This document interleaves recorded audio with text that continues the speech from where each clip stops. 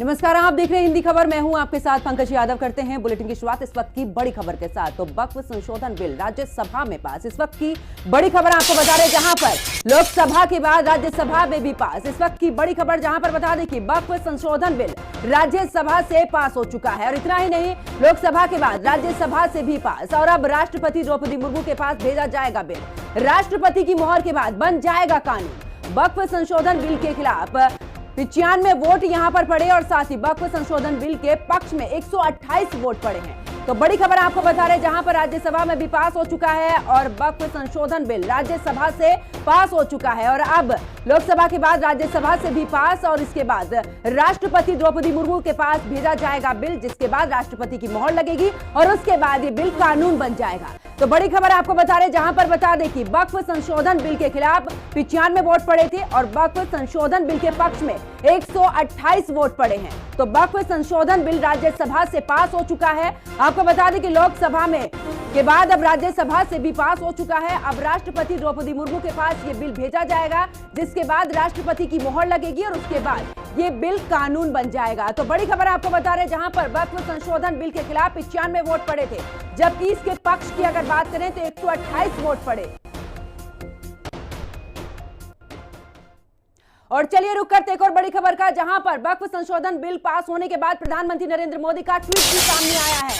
बड़ी खबर आपको बता रहे, जहां पर देखिए प्रधानमंत्री नरेंद्र मोदी का ट्वीट आया है, जिसमें उन्होंने कहा है कि चर्चाओं में भाग लेने वाले सभी सांसदों को आभार। प्रधानमंत्री नरेंद्र मोदी की तरफ से आभार व्यक्त किया गया है। साथ ही जो लंबे समय से हाशिए पर थे उन्हें मदद मिलेगी। इसके अलावा प्रधानमंत्री नरेंद्र मोदी ने अपने ट्वीट में लिखा है कि जिन्होंने अपने सुझाव भेजे उन्हें भी धन्यवाद। तो प्रधानमंत्री नरेंद्र मोदी ने ट्वीट किया है और ट्वीट में उन्होंने ये भी कहा कि चर्चाओं में भाग लेने वाले सभी सांसदों को आभार व्यक्त उनकी तरफ से किया गया है। जो लंबे समय से हाशिए पर, उन्हें भी धन्यवाद। तो वहीं वक्फ बिल पास होने के बाद मायावती का ट्वीट भी सामने आया है, जहां पर आपको बता दें कि मायावती ने केंद्र की जल्दबाजी की आलोचना यहां पर की है। मुस्लिम समाज के संदेह दूर करने की सलाह दी है। तो मायावती का भी ट्वीट सामने आया है और देखिए मायावती ने केंद्र सरकार की यहां पर जल्दबाजी की आलोचना की है। मुस्लिम समाज के संदेह दूर करने की सलाह यहां पर मायावती की तरफ से दी गई है। तो वक्फ बिल पास होने के बाद मायावती का ये ट्वीट और जिसमें मायावती ने केंद्र की जल्दबाजी को यहां पर उसकी आलोचना की और साथ ही कहा है कि मुस्लिम समाज के लिए एक बार फिर से सोचें। वक्फ बिल पास होने पर मायावती का एक ट्वीट सामने आया, जिसमें मायावती ने केंद्र की जल्दबाजी की आलोचना की है। इतना ही नहीं, मुस्लिम समाज के संदेह दूर करने की सलाह भी यहां पर दी है। तो बड़ी खबर आपको बता रहे, जहां पर वक्फ बिल पास होने पर मायावती का ये ट्वीट सामने आया है और मायावती ने केंद्र की जल्दबाजी की आलोचना यहां पर की है। मुस्लिम समाज के संदेह दूर करने की सलाह भी यहां पर दी है।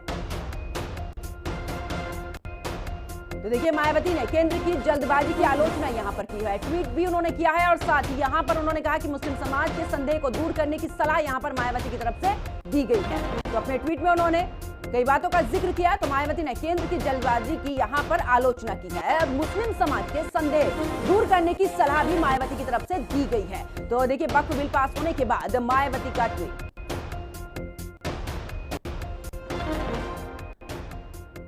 और ज्यादा जानकारी के लिए हमारे सहयोगी कंचन हमारे साथ में जुड़ चुकी हैं। कंचन, अगर बात करें, क्योंकि देखिए वक्फ बिल चाहे लोकसभा की बात करें, ये राज्यसभा की, दोनों जगह पे पास हो चुका है, उसके बाद राष्ट्रपति के पास जाएगा। लेकिन एक तरफ प्रधानमंत्री नरेंद्र मोदी ने सभी का आभार व्यक्त किया, तो दूसरी तरफ मायावती का ट्वीट भी सामने है। उन्होंने कहा है कि केंद्र ने जिस तरीके से जल्दबाजी की है उसकी आलोचना उन्होंने की है। जी बिल्कुल, देखिए जिस तरीके से लोकसभा में 288 बहुमत के साथ और राज्यसभा में 128 बहुमत के साथ वक्फ संशोधन बिल को पास कर दिया गया है, वहीं अब राष्ट्रपति के पास जाएगा, जिसका जिक्र आप भी कर रही हैं, और उसके बाद सीधे तौर पर वक्फ संशोधन बिल नहीं बल्कि कानून बन जाएगा। और कानून के तहत ये बात देश के हर नागरिक को माननी पड़ेगी, जिसका जिक्र 2 दिन पहले लोकसभा में देश के गृह मंत्री अमित शाह ने भी किया था। लेकिन अगर अब बात करते हैं विपक्ष की, तो अब तक मायावती इस वक्फ संशोधन बिल को लेकर किसी भी तरीके की प्रतिक्रिया नहीं दे रही थी। लेकिन जैसे ही वक्फ संशोधन बिल दोनों ही सदनों में पास हुआ, मायावती ने एक्स पर ट्वीट किया और कहा कि की बहुत जल्दबाजी की है। और अगर ऐसे में किसी भी तरीके की मुस्लिम समुदाय के लोगों को दिक्कत और परेशानी होती है तो उसको सरकार कैसे निवारण करेगी। वहीं पर अगर बात कर ली जाए तो चाहे कांग्रेस हो, आम आदमी पार्टी या फिर तमाम अलग अलग विपक्षी दल के लोग वो सीधे तौर पर कह रहे हैं कि हम इसका विरोध करते हैं। सपा ने भी इस बात का जिक्र किया था कि हम वक्फ संशोधन बिल को नहीं मानते, इसका हम विरोध करते हैं। लेकिन अगर अब बात कर ली जाए कि किस तरीके से इनको तमाम चीजों को किया जाएगा तो बिहार में विधानसभा चुनाव बेहद करीब आ रहे हैं। बीते दिन जब कांग्रेस के सांसद तारिक अनवर से हिंदी खबर ने बात की थी तो तारिक अनवर ने जरूर कहा था कि बिहार चुनाव में इसका असर देखने को मिलेगा। बिहार चुनाव से पहले ही अगर बात कर ली जाए तो लोकसभा का जो चुनाव हुआ था, जिस तरीके से एनडीए की सरकार बनी उसमें भी इसका असर देखने को मिल रहा है। नीतीश कुमार की पार्टी यानी जेडीयू पार्टी के अब तक लगभग 4 सांसदों ने अपने सांसद पर उससे इस्तीफा दे दिया है। और अब ऐसे में अगर इसी तरीके से इस्तीफे के सिलसिला बढ़ता चला जाएगा तो जाहिर सी बात है बिहार में होने वाला विधानसभा चुनाव कहीं ना कहीं संकट में आता हुआ दिखाई देगा एनडीए को लेकर, जिसका पूरा फायदा तेजस्वी यादव यानी विपक्ष को साफ तौर पर वहां पे वो उठा सकते हैं। अब अगर जिक्र करते हैं कि किस तरीके से ये तमाम चीजें देखने को मिलेंगी तो दोनों सदनों में पास होने के बाद जब राष्ट्रपति इस पर अपनी मोहर लगा देंगी तो वो बहुत जल्द कानून बन जाएगा। लेकिन हाँ, आंदोलन बढ़ता रहेगा। जैसे कि मतलब संजय सिंह ने कहा था कि लड़ाई झगड़े बढ़ते रहेंगे। जैसे कि अगर इमरान मसूद जो कि कांग्रेस के सांसद हैं उन्होंने कहा था कि जो आप मामले हैं, मुकदमे हैं, वो और भी ज्यादा तेजी से बढ़ने लगेंगे कोर्ट के अंदर। और अगर बात कर ली जाए तो तमाम अलग अलग तरीके की ऐसी प्रतिक्रियाएं आ रही हैं कि इस संशोधन कानून को लेकर के कई तरीके से अपराध बढ़ेंगे, कई तरीके से अवैध तरीके से कब्जे बढ़ेंगे, झगड़े होते हुए दिखाई देंगे। तमाम तरीके की ऐसी प्रतिक्रियाएं निकल के आ रही है। लेकिन सत्ताधारी सरकार सिर्फ एक ही बात पे कायम है कि ये संशोधन के लिए किया गया, जो त्रुटियां थी उनको दूर किया जा रहा है। लेकिन विपक्ष ये भी सवाल उठा रहा है कि 2013 में जब वक्फ संशोधन बिल को वो पास किया गया था तो उस वक्त भारतीय जनता पार्टी ने भी अब पूरी प्रस्ताव पर पूरे बहुमत के साथ अपनी सहमति जताई थी। तो 2013 में या तो बीजेपी गलत थी या फिर 2025 में भारतीय जनता पार्टी गलत है और संशोधन करने की कोई आवश्यकता नहीं थी। लेकिन ये राजनीति है, तमाम तरीके से राजनीति होगी, सियासत होगी, आरोप प्रत्यारोप देखने को मिलेंगे। लेकिन अल्पसंख्यक को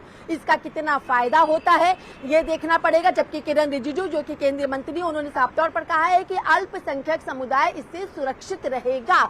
लेकिन क्या ये समुदाय सुरक्षित रहेगा या फिर इस समुदाय के लोगों को आगे खामियाजा भुगतना पड़ता है, ये तो आने वाला वक्त ही बताएगा। लेकिन हाँ, वक्फ संशोधन बिल हो या फिर वक्फ संशोधन कानून लगातार चर्चा और सियासत का रूप जरूर पकड़ रहा है। जी बिल्कुल। और कंचन देखिए, क्योंकि अभी आपने विपक्ष का जिक्र किया, जिस तरीके से कांग्रेस की बात करें, आम आदमी पार्टी की बात करें, क्योंकि कल हमने सदन में भी देखा किस तरीके से हंगामा वहां पर हुआ।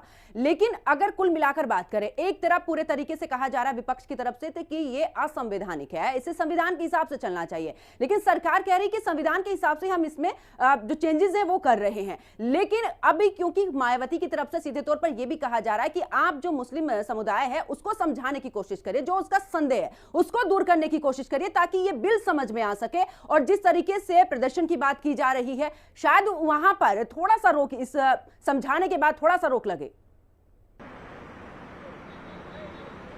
जी बिल्कुल। देखिए कि लोगों में या तो समझ नहीं है या तो वो समझना चाहते नहीं है। इस बात का जिक्र जेपीसी अध्यक्ष जगदम्बिका पाल ने भी हिंदी खबर से बात करने के दौरान किया था। लेकिन अगर हम आते हैं मायावती ने जो एक्स पर ट्वीट किया है उसको लेकर के, तो सीधे तौर पर जल्दीबाजी हुई है, जिसका जिक्र लगातार विपक्ष भी करता आया है। जब जेपीसी की बैठकें हो रही थी उस वक्त भी विपक्ष लगातार यही सवाल उठा रहा था कि आखिर जेपीसी की बैठक इतनी जल्दी में क्यों की जा रही है, विपक्ष वहां पे सम्मिलित नहीं होता है, फिर भी अलग अलग राज्यों में इसकी बैठक को बुलाया जाता है। और इमरान मसूद ने सीधे तौर पर कहा था कि ये जेपीसी बनाई गई है, इस कमेटी में 12 जो लोग हैं मेंबर वो गैर मुसलमान हैं और 10 लोग ऐसे हैं जो कि मुस्लिम समुदाय से हैं। तो जब इस तरीके से चीजें आती हैं कि जिस समुदाय के लिए ही कमेटी बनाई गई है उस समुदाय के लोग ही अगर उस कमेटी में कम हैं और गैर समुदाय के लोग अगर उस कमेटी में ज्यादा हैं, तो वो किस तरीके से समझ पाएंगे कि आखिर सही क्या है, गलत क्या है। आम आदमी पार्टी, जो कि आम आदमी पार्टी से विधायक आले मोहम्मद इकबाल है, उन्होंने इस बात को लेकर के भी जिक्र किया कि ये तो वही कहावत होगी कि बिल्ली को कह दिया जाए कि दूध की रखवाली कर ले। यानी इमरान मसूद जो बात का जिक्र कर रहे हैं वही बातें आम आदमी पार्टी की तरफ से भी कही जा रही हैं कि जगदम्बिका पाल कैसे बता पाएंगे कि अल्पसंख्यक समुदाय के लोगों को क्या जरूरत है और क्या जरूरत नहीं है। लेकिन जब ये सवाल भी जगदम्बिका पाल से किया गया तो उन्होंने सीधे तौर पर स्पष्ट किया कि हमने लोगों से सुझाव लिए थे, मेल के जरिए सुझाव लिए थे, बैठक के जरिए हमने लोगों से सुझाव लिए थे और कई तरीके के सुझाव मिलने के बाद हम इसको लेके, और ये हमने किसी तरीके का इसमें परिवर्तन नहीं किया बल्कि संशोधन किया है। जो अधिकार लोगों को नहीं मिल पा रहा था उस अधिकार को लेकर हमने इसमें संशोधन किया है। तो लोग समझेंगे अगर इसे तो वो उनके हक में ही है। लेकिन अगर हक में है तो दिल्ली का जनता मंतर हो, बिहार का पटना हो या फिर गुजरात हो, तमाम अलग अलग राज्यों में मुस्लिम समुदाय के संगठन की तरफ से इस तरीके से प्रदर्शन देखने को नहीं मिलते। लोकसभा हो या राज्यसभा हो, सड़क हो या फिर संसद हो, विपक्ष की तरफ से लगातार इस संशोधन बिल को गलत नहीं बताया जाता और शायद जेडीयू के सांसद अपने पद से इस्तीफा भी नहीं दे रहे होते। तो अब ऐसे में बहुत बड़ी जिम्मेदारी और बहुत बड़ी चुनौती भारतीय जनता पार्टी यानी एनडीए सरकार के ऊपर ये बन जाती है कि किस तरीके से जब ये कानून बन के आता है तो आम जनमानस तक कैसे ये पहुंचता है और किस तरीके से आम जनमानस को इस कानून पर भरोसा होता है। खासतौर पर मुस्लिम समुदाय संगठन के लोगों को, अल्पसंख्यक लोगों को किस तरीके से भरोसा जताने में बिल्कुल ऐसे में आखिरकार लोगों का भरोसा इस बिल पर रहे, इसको लेकर पूरे तरीके से सरकार को अभी समझाना होगा। बहुत बहुत शुक्रिया कंचन हमारे साथ जुड़ने के लिए, तमाम जानकारी साझा करने के लिए। तो देखिए जिस तरीके से वक्फ बिल को लेकर लगातार ऐसे में प्रतिक्रियाएं सामने आ रही है तो वहीं जेपीसी के अध्यक्ष जगदम्बिका पाल की भी प्रतिक्रिया सामने है। उनके अलावा और भी कई ऐसे नेता जिनकी एक एक करके प्रतिक्रिया आपको सुनवाते हैं। ये वक्फ के संशोधन विधेयक का एक बहुत बड़ा रिफॉर्म है। एक वाकिफ जिस मंशा से वक्फ को करता है कि हमारी इस प्रॉपर्टी को हम गॉड के नाम पे, अल्लाह के नाम पे वक्फ कर रहे हैं और इस वक्फ की आमदनी से गरीब को, पसमानदा को, खवातीन को, अनाथ को, बच्चों को, महिलाओं को, विधवाओं को इसका फायदा मिलेगा। तालीम में या उनके हेल्थ में या और मदद मिलेगी। वक्फ बोर्ड का जो हमें धार्मिक आज़ादी हमें संविधान ने दी है, अपनी संस्थाओं को चलाने की आज़ादी दी है, वो इस बिल के माध्यम से खत्म की जा रही है। यहाँ पे कोई भी दूसरे धर्म के ट्रस्ट के अंदर या बोर्ड के अंदर किसी दूसरे धर्म का इन्वॉल्वमेंट नहीं है। लोकसभा से राज्यसभा पहुंचकर दोनों जगह पास हो चुका है। मैं हुकूमत का शुक्रिया अदा करना चाहता हूं और भारत की तमाम आवाम को मुबारकबाद पेश करता हूं और मैं मुसलमानों को यकीन दिलाना चाहता हूं कि इस वक्फ संशोधन बिल से मुसलमानों को कोई खतरा नहीं है।